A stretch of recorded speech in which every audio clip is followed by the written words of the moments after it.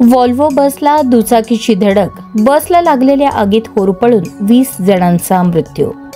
Volvo बसला दुचाकीने धडक दिल्यानंतर बसला भीषण आग लागली।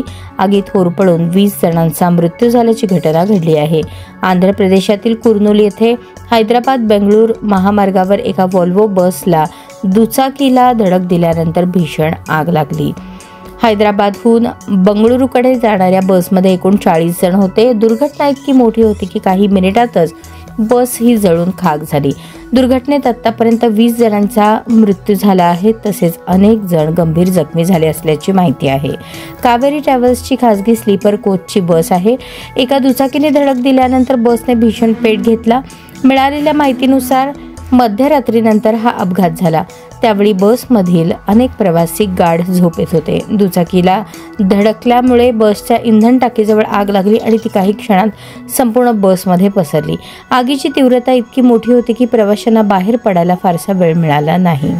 दुपारी 3च्या सुमारास कावेरी ट्रॅव्हल्सची व्हॉल्वो बस हैदराबादहून बंगळुरूकडे जात होती। ती एका दुचाकीला धडकली। धडकेनंतर दुचाकी ही बस खाली अडकली, त्यामुळे कदाचित ठिणगी पडली आणि आग लागली, असं कुर्नूलचे पोलीस अधीक्षक विक्रांत पाटील यांनी सांगितलं।